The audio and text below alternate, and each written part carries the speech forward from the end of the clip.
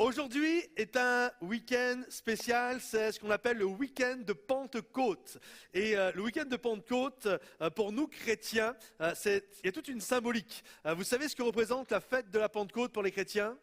C'est le jour où le Saint-Esprit a été donné à l'Église. Jésus avait fait cette promesse, je vous enverrai l'Esprit Saint. Et le jour de la Pentecôte, la Bible nous dit, alors qu'ils étaient plusieurs, tous les disciples qui étaient là, tous les croyants qui étaient là, 120 réunis dans la chambre haute, ont reçu le Saint-Esprit qui s'est répandu sur toutes les personnes qui étaient là. Et ce week-end que nous célébrons en ce moment, c'est pour nous rappeler, c'est pour ça que c'est dans notre calendrier chrétien, ce n'est pas que dans le calendrier juif, c'est également dans notre calendrier chrétien, pour que nous puissions nous souvenir de ce que Jésus a fait. Vous savez, quand on considère l'Ancien Testament, il y a plusieurs différences, mais il y a une différence majeure concernant l'Esprit de Dieu. Je ne sais pas comment vous êtes vous, mais des moments j'ai lu des histoires de l'Ancien Testament et on peut se dire quand même, ils exagèrent, le peuple exagère. Je donne un exemple, lorsqu'ils ont quitté l'Égypte, la Bible nous dit ils ont vu la gloire de Dieu, les 10 plaies d'Égypte, ils ont vu la mer rouge s'ouvrir en deux, ils ont vu la manne qui tombait du ciel, ils ont vu l'eau jaillir du rocher, ils ont vu la gloire de Dieu. Vraiment. Et pourtant, écoutez bien, ils n'arrêtaient pas de se plaindre. Ils étaient jamais contents. Et là, tu peux dire, mais c'est pas possible quand même. Ils voient le miraculeux jour après jour, la colonne de feu toutes les nuits, la colonne, la nuée tous les jours. Ils le voyaient, c'était visible, et en même temps, ils se plaignaient. Et la réalité, une des raisons de pourquoi ils se plaignaient tout le temps, vous savez pourquoi? C'est parce qu'ils n'avaient pas le Saint-Esprit. En fait, à cette époque-là, la Bible nous dit qu'il n'y avait que quelques personnes qui avaient l'Esprit de Dieu. Il y avait le leader, il y avait Moïse, qui avait le Saint-Esprit, c'était celui qui avait l'onction. Il y avait quelques personnes autour de lui qui avaient le Saint-Esprit, mais la réalité, les millions qui étaient là autour de Moïse, c'était un peuple qui croyait en Dieu, mais qui n'avait pas le Saint-Esprit.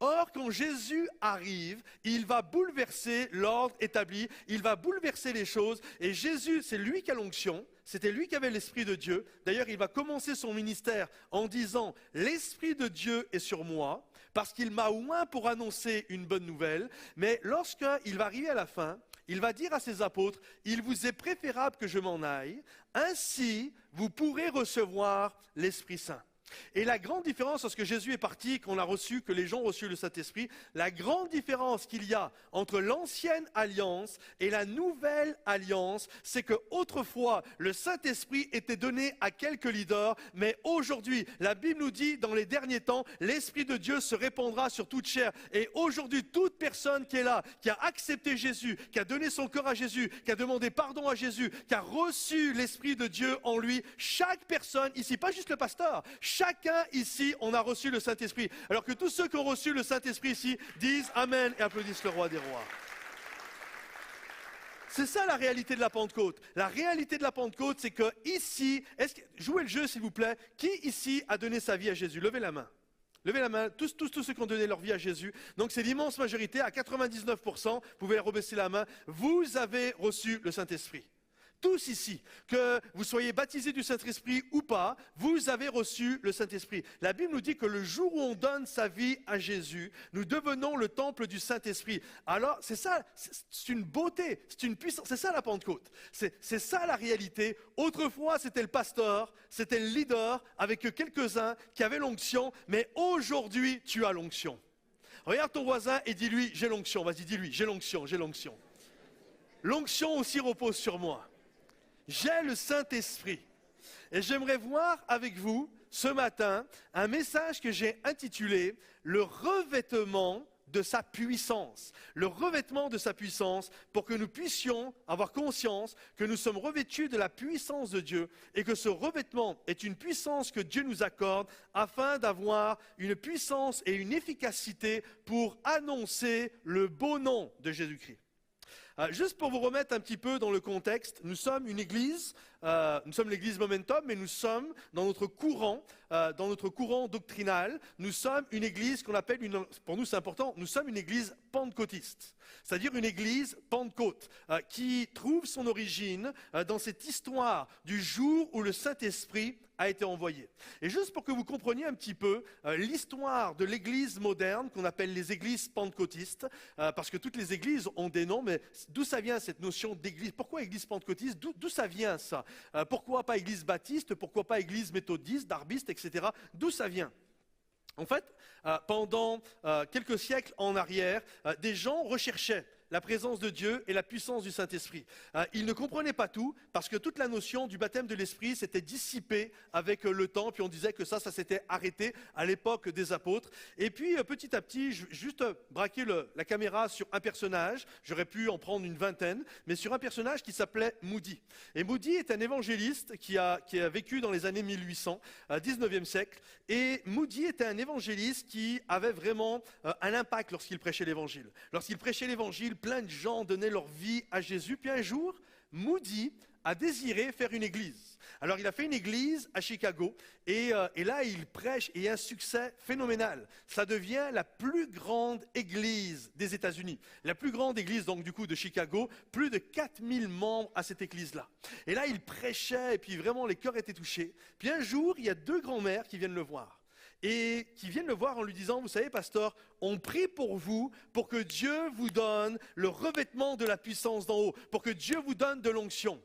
Et là, Moody, sur le coup, il dit, il est pasteur, il est gentil, il fait un beau sourire, merci, c'est gentil. Mais en repartant, il dit, mais qu'est-ce qu'elles me veulent? Pourquoi elles disent ça? Ça se voit quand même que j'ai l'onction. C'est moi qui ai la plus grande église des États-Unis. S'il y en a qui a de l'onction, c'est moi.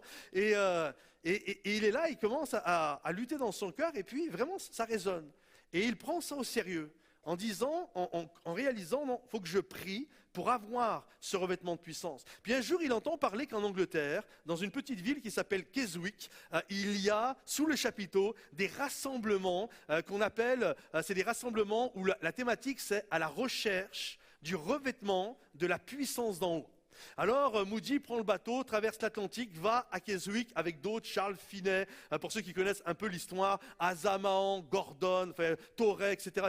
Ils sont un paquet et ils vont là-bas, ils vont à Keswick et puis ils recherchent ça. Seigneur, donne-nous le revêtement de la puissance d'en haut. Seigneur, donne-nous cette onction qui va nous permettre d'avoir un impact magnifique pour la gloire de ton nom. Et là, il priait pour ça. Et lorsqu'il retourne aux États-Unis, Moody dit dans ses mémoires, alors qu'il est en train de marcher dans les rues, en train de prier pour sa ville, à un moment donné, il s'arrête et il est complètement foudroyé par le Saint-Esprit. Et là, lui, il ne sait pas ce qui se passe, mais il dit lui-même dans ses mots, c'est comme il y a des jaillissements qui sortent de lui, des fleuves d'eau vive qui sortent de lui. Il se met à dire des choses ineffables, il ne comprend pas ce qui se passe, mais il dit à partir de ce moment-là, de cette expérience, ma vie a complètement été, c'est un momentum, ma vie a complètement basculé, je prêchais l'évangile et ça n'avait plus rien à voir. C'était toujours le même message, il n'y avait pas de bizarrerie, mais c'était toujours le même message. Mais lorsqu'il prêchait, il y avait une puissance, il y avait un impact, il y avait une onction, les cœurs étaient bouleversés, les cœurs étaient complètement touchés comme jamais auparavant.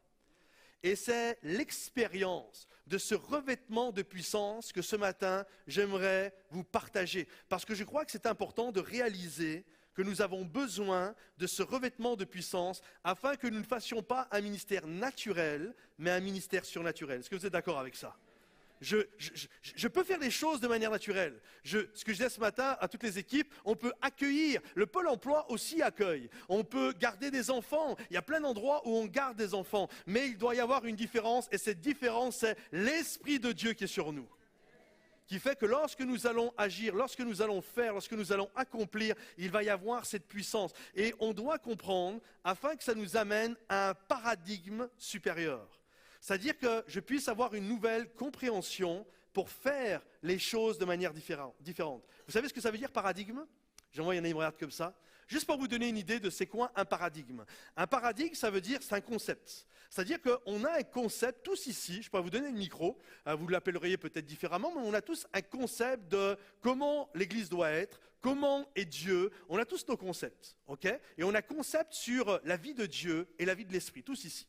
Et j'aimerais ce matin vous amener à avoir un nouveau concept, une nouvelle révélation, afin de faire les choses comme Dieu les voit. Pour vous expliquer un petit peu paradigme, je lisais cette histoire il y a quelque temps, ça illustre bien, ça n'a rien à voir, c'est pas un témoignage chrétien, mais ça illustre bien. Un jour, il y a un homme qui est dans une trame de métro. Et là, il est en train de rouler, puis il y a plusieurs personnes qui sont autour de lui, c'est très silencieux, très studieux. Et à un moment donné, le métro s'arrête à un endroit, et là, il y a un papa qui rentre avec ses 2 enfants. Et lorsqu'il rentre avec ses 2 enfants, les 2 enfants sont hyper turbulents, ils courent de partout, ils font du bruit, ça crie, ça monte sur les chaises, ça descend des chaises et tout. Et à côté, tu as le papa, il est comme ça, le regard hagard, complètement hébété. Et là, tu as les gens autour, à votre avis, qu'est-ce qu'ils se disent? Ils disent, le gars là, il est dépassé.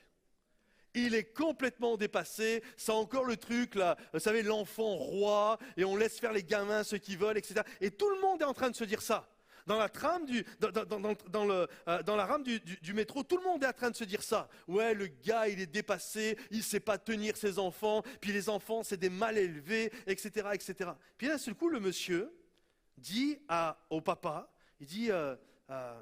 comment ça se fait? Il essaye de lui faire comprendre que ses enfants dérangent, il essaye d'y aller piano. Et là, comment ça se fait que vos enfants, comme ça, peut-être ils pourraient être à côté de vous et tout? Et là, le papa, il lève les yeux, il le regarde. Il dit, en fait, on sort de l'hôpital, ma femme vient de mourir. Et mes 2 enfants sont en train de vivre leur deuil comme ils peuvent vivre leur deuil.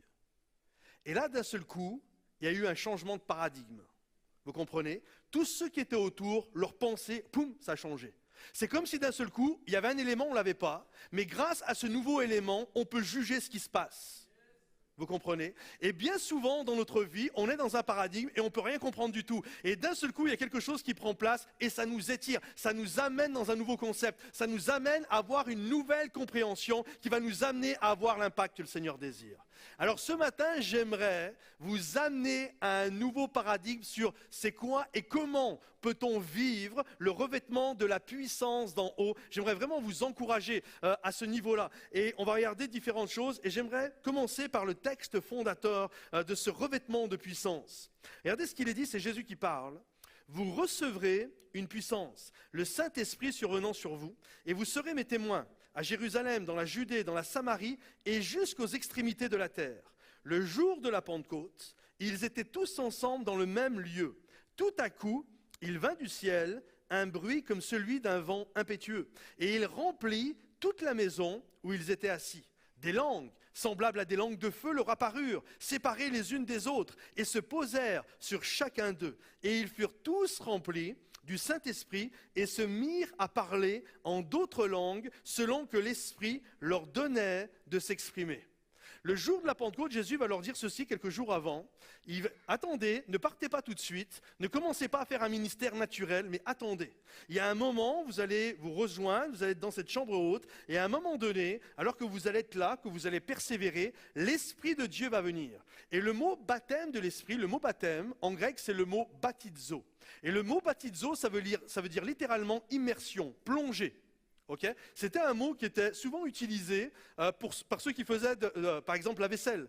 Littéralement, ils prenaient une assiette, et on appelait ça un baptizo. Quand on lavait les assiettes, on les immergeait, on les plongeait dans l'eau. D'ailleurs, encore aujourd'hui, on appelle ça la plonge. On prenait les assiettes, on plongeait ça dans l'eau. Et de la même manière, c'est quoi le baptême de l'Esprit? C'est Dieu qui prend les assiettes que nous sommes, et il nous plonge, il nous baptizo, il nous immerge dans la vie de son Esprit, dans l'eau de son Esprit, et c'est ça le baptême.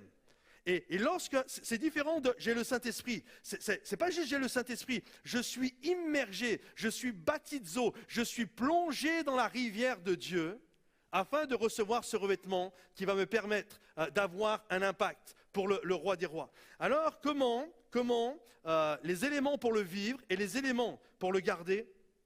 Premièrement, réaliser que l'unité est une source d'onction. Souvent, juste l'enfant, ça me perturbe quand je parle, excusez-moi, je sais qu'il y a des gens qui arrivent, je ne sais pas d'où ça vient, je sais qu'il y a des gens qui arrivent à parler quand il y a des enfants qui braillent, mais moi j'ai du mal. Alors si vous pouvez m'aider, s'il vous plaît, merci. Je ne sais pas d'où ça vient, mais merci beaucoup. Et la notion au niveau de l'esprit, c'est que littéralement, l'unité l'unité, on doit comprendre ça, ils étaient ensemble et l'unité a amené l'onction. La Bible nous dit, ils étaient ensemble et le Saint-Esprit est arrivé. Maintenant, comprenez ceci. La plupart des gens pensent que c'est l'onction qui va amener l'unité. D'ailleurs, il y a des églises qui prient là-dessus. Seigneur, on te prie, Seigneur, on te prie pour ton onction, on te prie pour que tu envoies ton esprit, parce que je sais que quand il va y avoir ton esprit, les problèmes vont être réglés. Et le Seigneur vient et dit, non, non, vous n'avez pas compris, c'est l'inverse. En fait, ce n'est pas l'onction qui amène l'unité. C'est l'unité qui amène l'onction. C'est parce qu'il y a des gens qui veulent être ensemble. C'est parce qu'il y a des gens qui ont un même cœur, même s'ils n'ont pas la même couleur de peau, même s'ils ne sont pas de la même génération, même s'ils n'ont pas le même niveau social, même si parfois il y a peut-être des choses où ils sont différents, mais parce qu'il y a des hommes et des femmes qui désirent s'unir pour voir la gloire de Dieu, à partir du moment où il y a des gens qui s'unissent, ils vont voir l'onction et la gloire de Dieu. Et vous avez le droit de dire Amen et applaudir même. Comprenez-vous? Il y a cette notion, les gens pensent que c'est l'onction qui va amener l'unité. Non, c'est l'unité qui produit l'onction. Et une église, et c'est pour ça que j'aimerais vous faire changer de paradigme, les gens pensent qu'on a besoin de plus d'esprit. Mais j'aimerais te dire, tu veux plus d'esprit, alors sois plus uni. Et plus il y aura de l'unité, et plus il y aura de l'onction. Un des passages que tout le monde connaît, Psaume 133. Ah, qu'il est doux! Pour des frères, doux et agréable pour des frères, pour des sœurs, de demeurer ensemble. C'est comme l'huile qui descend, qui coule de la barbe d'Aaron, qui descend jusqu'au bord de son vêtement. C'est là que l'Éternel envoie la bénédiction. La Bible ne nous dit pas, Dieu envoie la bénédiction, et une fois que la bénédiction est envoyée, ah, qu'il est doux pour des frères de demeurer ensemble. Non. Dieu dit l'inverse. Dieu dit, ah, qu'il est doux. Lorsque des frères et sœurs font le choix d'être doux ensemble, d'avoir cette douceur, de s'aimer, de s'apprécier malgré les différences, alors lorsqu'ils sont ensemble, c'est comme de l'huile qui descend, c'est de l'onction qui descend, et c'est là que Dieu envoie la bénédiction. Tu veux plus d'onction dans l'église? Il y a besoin de plus d'unité. Plus on est unis et plus la vie de Dieu se répand. La Bible dit, c'est clair, c'est là que Dieu envoie la bénédiction. Il y a une puissance dans l'unité, une puissance qui est magnifique. Il y a une puissance qui est incroyable, extraordinaire. Et j'aimerais que vous puissiez comprendre ceci. La puissance que génère l'unité, elle est vraie dans le monde spirituel, mais elle est vraie dans le monde tout court. Montrez-moi des gens, même s'ils ne sont pas chrétiens, qui désirent s'unir, passer au-delà de leurs différences, et je vous montrerai des gens qui vont réussir leur projet. Regardez ce qu'il est dit, Babel, vous connaissez l'histoire de Babel? L'histoire de Babel nous rappelle ce fait que je suis en train de vous partager, et qui n'était pas un projet de Dieu. La Bible nous dit que des hommes se sont unis, ils parlaient la même langue, avaient la même vision, et ils se sont unis pour faire un projet, pour faire une tour qui monte jusqu'à Dieu. Et vous savez ce que Dieu a dit? Écoutez bien, je vous le cite. Dieu a dit, voici des hommes qui se sont unis autour d'un projet, et parce qu'ils se sont unis, rien, c'est Dieu qui parle quand même, rien ne pourra les empêcher d'accomplir le projet qu'ils ont. C'est pour ça que c'est Dieu lui-même qui va venir, il va confondre leur langage pour qu'ils ne puissent plus se comprendre du tout, et comme ça va créer les différents endroits, les tribus, etc. Et c'est comme ça que... Mais Dieu lui-même le dit. Les gens, même quand ils ont un projet, c'est Dieu qui le dit, même quand les gens ont un projet qui ne vient pas de Dieu, s'ils savent s'unir, ils vont réussir à accomplir leur projet. Il y a une puissance dans l'unité. Même si tu es seul, même si tu te sens faible, à partir du moment où plein de faibles s'unissent, ils deviennent plus forts que les forts de ce monde. Tu prends un crayon, tout seul tu le casses. Tu prends une botte de crayon, essaye de les casser. Un jour, je me souviens, j'étais en train de dormir, tranquillement, et là, je ne sais pas si ça vous est déjà arrivé, tu dors, et là, d'un seul coup, au-dessus de ton oreille, tu entends bzzz. Ça vous est déjà arrivé? Tu dis, je ne suis pas seul dans la chambre, il y a un moustique avec moi. Et là, je suis en train de dormir, et là, ça t'agace, ça vous agace. Moi, je les attire, là, ça m'agace. Et là, je commence à mettre des gifles, là, j'essaie de tuer.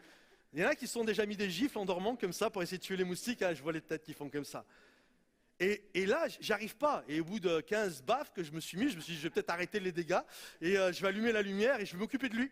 Alors, j'allume la lumière et je réveille mon épouse. Excuse-moi, mais là, il y a le moustique et moi, là, il faut que je règle son problème. Et là, je prends ma savate et je commence à courir après le moustique et je le vois. Il se pose contre le mur. Et là, j'ai ma savate, j'ai lui là. Et là, j'y vais, et rapide, paf, je le tape. Je l'éclate contre le mur. Là, je regarde ma femme, je dis, chérie, fais-moi une photo, s'il te plaît, fais-moi une photo. Je suis avec ma savate, le moustique a été écrasé contre le mur. J'ai gagné, vous comprenez? Quelques temps avant, je me souviens un jour, j'étais en train de jouer au foot et j'étais en shorts. Et je vous dis, les moustiques, ils m'aiment bien. Et j'étais en train de jouer au foot, et là, sur le terrain sur lequel j'étais, alors que j'étais en train de courir, d'un seul coup, qu'est-ce que je vois? Un nuage de moustiques qui vient devant moi. À votre avis, qu'est-ce que j'ai fait? Vous croyez que j'ai enlevé ma chaussure? Je dis, hey, venez, les moustiques. Vous savez ce que j'ai fait? J'ai pris les bras à mon cou et pouh, je suis vite parti. Un moustique, il n'y a pas de problème. Un nuage de moustiques, c'est problème. Un nuage de moustiques, j'essaye pas de faire la bagarre. Comprenez-vous? De la même manière, parfois, on se sent insignifiant, on se sent comme un petit moustique, mais j'aimerais vous dire, lorsque nous sommes unis, lorsqu'il y a une nuée, la Bible nous parle d'une nuée de témoins, alors il y a une puissance, il y a une onction, il y a une grâce qui va se manifester pour avoir un impact pour le roi des rois et le Seigneur des seigneurs. Alors que nous puissions comprendre cette révélation, c'est l'unité qui amène l'onction. De croire que je vais amener de l'onction en me divisant de mon frère, en me divisant de ma sœur, même des moments où on se divise au nom du Saint-Esprit. Est-ce que vous avez remarqué? Il y a plein d'églises qui se divisent au nom du Saint-Esprit. Ouais, lui, nanana. Mais c'est une folie. La Bible nous montre carrément l'inverse. Aime ton frère, aime ta sœur, même s'il est différent, aime-le, aime-la. On est ensemble, on veut voir la gloire de Dieu ensemble. On a peut-être des pensées différentes, on a peut-être des générations différentes, on a peut-être des couleurs de peau différentes, on a peut-être des compréhensions de la vie différentes. Mais nous devons avoir ce paradigme qui nous amène à réaliser que l'unité produit l'onction. Et que tous ceux qui le croient disent vraiment Amen et Amen et Amen et applaudissent le roi des rois. C'est l'unité. Maintenant, quand je comprends que l'unité, ce n'est pas l'onction qui amène l'unité, une église qui se divise et qui prie pour avoir plus d'onction en pensant que ça va régler le problème de division, ça ne va rien régler du tout. Mais c'est quand on désire s'unir que l'onction arrive. Et maintenant, on doit comprendre ceci. Lorsque l'onction arrive, lorsque l'onction est là, que la grâce et la gloire de Dieu se manifestent, il y a un cadre à cette onction. Et vous savez comment s'appelle ce cadre? L'amour. Le cadre de l'esprit, c'est l'amour. Le cadre de la manifestation, c'est l'amour. C'est par l'amour que nous faisons les choses ensemble. Regardez, le cadre, c'est l'amour, deuxièmement. Regardez ce qu'il est dit. 1 Corinthiens chapitre 12, verset 31, c'est Paul qui parle, et il parle justement de la vie de l'esprit. Il dit ceci, « Je vais encore vous montrer une voie par excellence. » Juste que vous compreniez le contexte, l'église de Corinthe était une église qui manifestait tous les dons. Une église où il y avait vraiment de la puissance, etc. Mais il commençait à y avoir des petits problèmes. Il commençait à y avoir des gens qui, ouais, moi je fais, puis enfin, toutes sortes de soucis. Et là, Paul, il dit, écoutez, vous voulez vraiment manifester les dons? Est-ce qu'il y en a qui veulent manifester la vie de l'esprit ici? Vous voulez vraiment manifester la vie de l'esprit? Paul leur dit, je vais vous montrer la voie par excellence. Et voici quelle est la voie, c'est l'amour. Qu'on comprenne, ce qu'on va lire, c'est 1 Corinthiens 13. 1 Corinthiens 12, ça représente la liste des dons spirituels. Ok? Foi, sagesse, discernement, guérison, miracle, etc. Et donc, il finit le chapitre en disant, je vais vous montrer une voie par excellence. Et début du chapitre 13, voici ce que Paul dit. Quand je parlerai la langue des hommes et des anges, si je n'ai pas l'amour, la charité, je suis un airain qui résonne. Il parle de don de l'esprit, la langue des anges, de parler en langue. Ou une cymbale qui retentit. C'est-à-dire que je fais juste du bruit en fait. On a beau tous, on fait juste du bruit. On n'est que des cymbales, s'il n'y a pas l'amour. Et quand j'aurai le don de prophétie, on est toujours dans les dons spirituels. La science de tous les mystères, le discernement, le don de connaissance, toute la connaissance. Quand j'aurai même toute la foi, le don de foi, jusqu'à transporter les montagnes, si je n'ai pas l'amour, je ne suis rien. En d'autres termes, Paul est en train de dire, nous voulons manifester la vie de l'esprit, on doit comprendre qu'il y a une unité et il y a un appel à nous aimer. Et nous faisons les choses par amour. C'est parce que nous nous aimons que nous voulons voir la gloire de Dieu.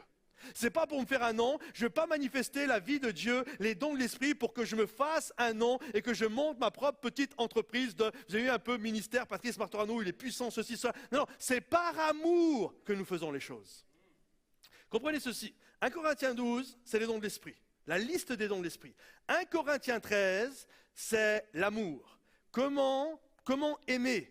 Comment comprendre l'amour face aux dons spirituels? Et 1 Corinthiens 14, vous pourrez lire ça tranquillement chez vous, 1 Corinthiens 14, c'est la manifestation des dons dans l'amour. Vous savez, la Bible n'a pas été écrite avec des chapitres. Nous, aujourd'hui, par exemple, je vais vous le dire, ouvrez par exemple votre Bible, 1 Corinthiens, chapitre 13. Le passage que je viens de dire. 1 Corinthiens, chapitre 13. Et on comprend, ok, première lettre de Corinthiens, mais qu'on s'entende bien. Quand Paul écrit, est-ce que vous croyez que sa lettre, il l'appelle 1 Corinthiens? Non, c'est une lettre qu'il écrit aux Corinthiens. Est-ce que vous croyez que Paul met des chapitres? Absolument pas. Vous croyez qu'il met des versets? Qui ici écrit une lettre avec des chapitres et des versets? Personne ne fait ça. Paul, quand il écrit, il n'y a pas de chapitre, il n'y a pas de versets. En fait, pourquoi il y a des chapitres et des versets? C'est les théologiens qui ont mis ça. C'est venu après, ce n'est pas l'inspiration divine, ça. C'est les théologiens qui ont mis ça pour fragmenter la Bible par souci de repérage. Et c'est vrai que c'est très utile. Imaginez qu'au lieu de vous dire 1 Corinthiens chapitre 13, je vous dis, ouvrez la Bible, là, je vais vous montrer une voie par excellence. Là, vous allez dire, wow, le temps que tu trouves, là, il peut se passer une semaine. Peut-être 2 même. Vous comprenez? Donc c'est bien les chapitres, c'est bien les versets, mais c'est bien à condition que ça ne divise pas la pensée de l'auteur.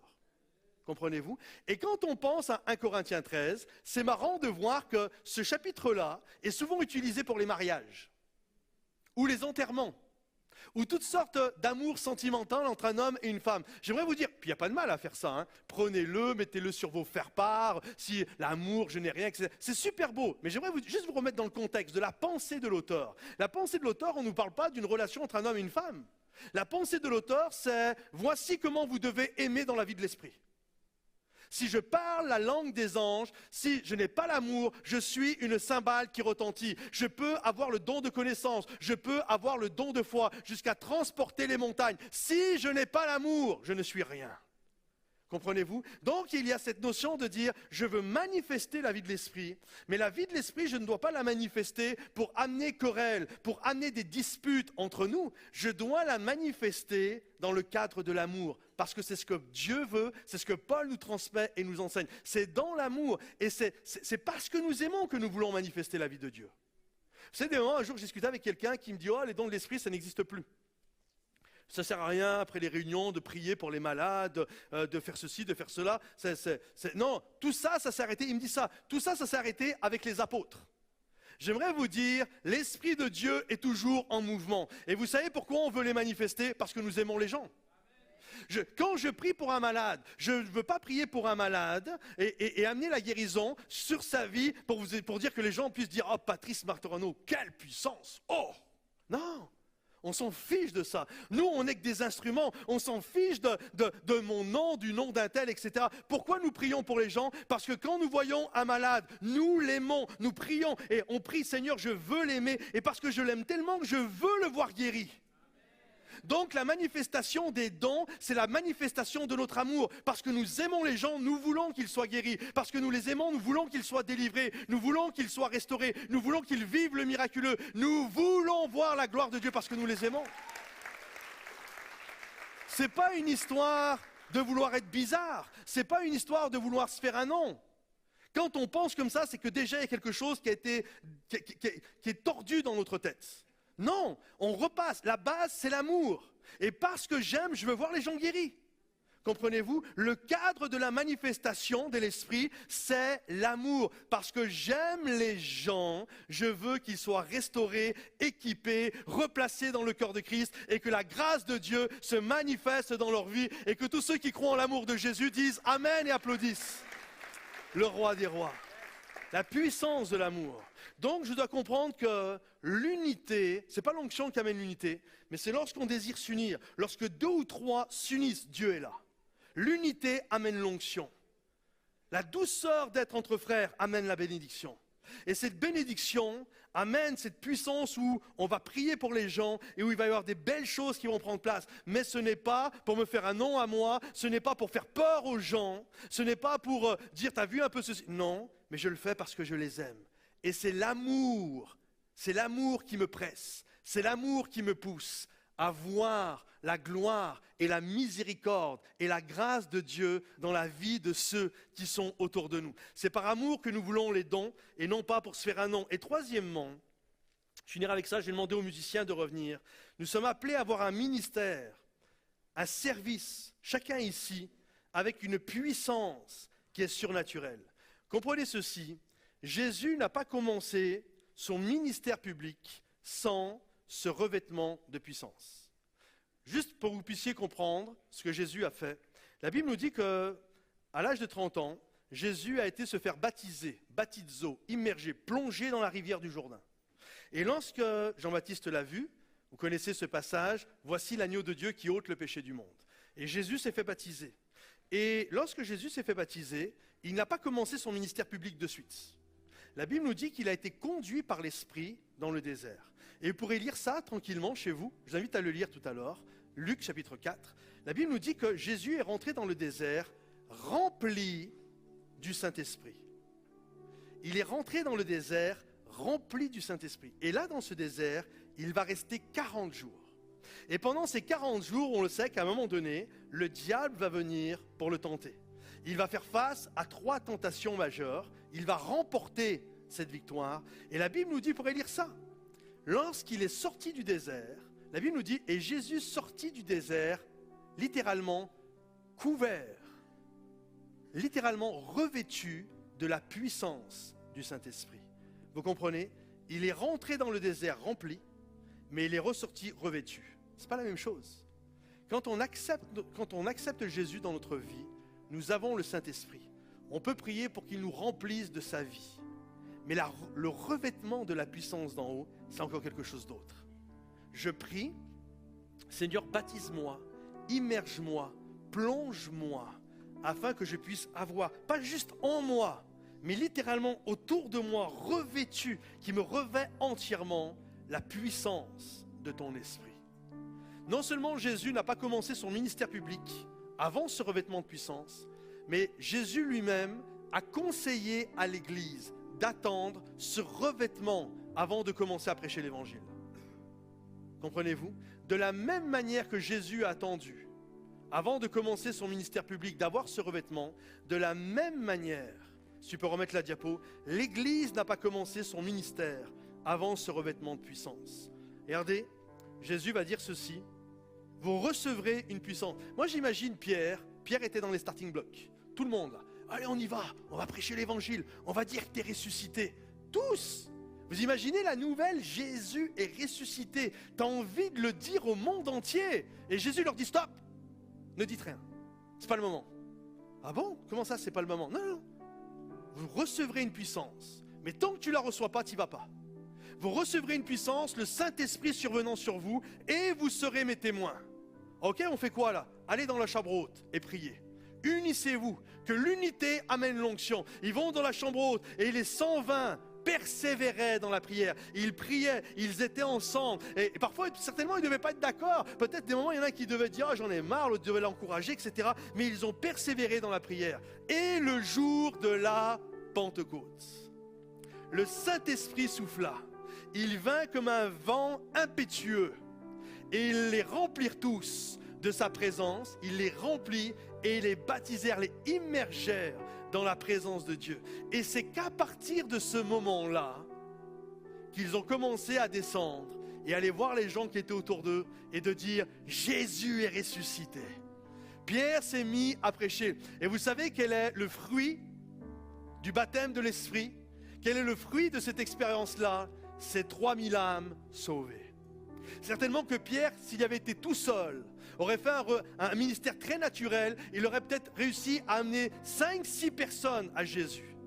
Mais couvert du revêtement de la puissance du Seigneur, lorsqu'il a prêché l'évangile, la Bible nous dit 3000 personnes donnèrent leur vie à Jésus. Il y a une différence entre faire son ministère de manière naturelle et de manière surnaturelle. J'espère que vous êtes avec moi, mais nous voulons vivre le surnaturel dans notre vie. Nous désirons nous unir afin que cette histoire, cette Église, l'histoire de cette Église soit revêtue de la puissance du Saint-Esprit, afin que les malades soient guéris, que les pauvres soient pris en considération, que la grâce de Dieu se manifeste, que des baptêmes aient lieu. Nous voulons voir la puissance du Saint-Esprit. Et que tous ceux qui sont d'accord avec ça disent Amen et applaudissent le Roi des Rois.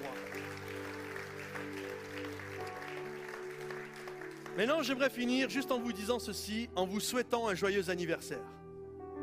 Vous ne le saviez pas? Regarde ton voisin, dis-lui joyeux anniversaire. Vas-y, dis-lui joyeux anniversaire. Tu ne sais pas, mais c'est l'anniversaire de ton voisin. Vous savez pourquoi c'est notre anniversaire aujourd'hui? Les gens l'occultent. Souvent, on l'occulte. Vous savez quand est née l'Église? Elle est née le jour de la Pentecôte. Nous, on est axé sur, et puis c'est bien, hein, on est axé sur la venue du Saint-Esprit. Et c'est bien, mais le jour de la Pentecôte, avec la venue du Saint-Esprit, c'est le jour où l'Église est née. Donc aujourd'hui, c'est la Pentecôte, mais c'est l'anniversaire de l'Église. Vous savez pourquoi, hein? Juste finirai avec ça, il me reste quelques instants. Vous savez pourquoi, hein, Jésus est vivant en nous?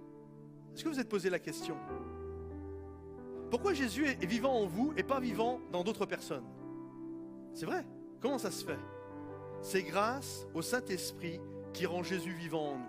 Écoutez bien, enlevez la Pentecôte, enlevez le Saint-Esprit. Si le Saint-Esprit se retirait du monde, là maintenant, vous savez quoi? La croix ne serait qu'un acte historique dans l'histoire de l'humanité. C'est un acte historique comme un autre. C'est tout. Mais, par la puissance du Saint-Esprit, cet acte historique devient vivant et efficace dans nos vies. Donc, tu veux que la croix ne soit pas qu'un acte historique dans ta vie, mais tu veux que cet acte devienne vivant, puissant, efficace, le tout accompli de Jésus, alors rends par l'Esprit de Dieu vivant l'acte que Jésus a fait dans ta propre vie et que tous ceux qui le croient disent Amen et applaudissent le Roi des Rois. Est-ce qu'on peut se lever à notre place? Est-ce qu'on peut tous se lever? Juste là où tu es, est-ce que tu peux commencer à étendre tes bras, tes mains, dire Seigneur, viens me remplir Seigneur. Viens me remplir et m'immerger dans la présence. Inonde-moi, Seigneur, de ta présence. Viens m'immerger, Seigneur. Viens m'inonder, Seigneur. Juste là où tu es, commence à prier. Commence au Seigneur qui vienne te plonger, littéralement te baptizo, te plonger, t'immerger. Que tu puisses prier, Seigneur, je veux être en immersion dans la vie de ton esprit. Alléluia, Seigneur Jésus. Oh, Seigneur Jésus. Oh, Seigneur Jésus. Viens nous remplir, Seigneur Jésus. Oh, Seigneur mon Dieu. Oh, Seigneur Jésus. Remplis-moi. Si on peut le chanter comme une confession de foi. Remplis-moi. Remplis-moi, Seigneur. Inonde-moi de ta présence. Inonde-moi de ta présence. Qu'il y a un peuple qui a soif et qui le chante. Remplis-moi. Chante-le avec foi. Chante-le avec conviction. Remplis-moi. Je ne vous entends pas là. Chantez-le de tout votre cœur. Faites-le comme une prière. Remplis-moi. Je ne veux pas rester sec, Seigneur. Remplis-moi. Remplis-moi. Inonde-moi de ta présence. Remplis-moi. Remplis-moi. Inonde-moi de ta présence. Remplis-moi.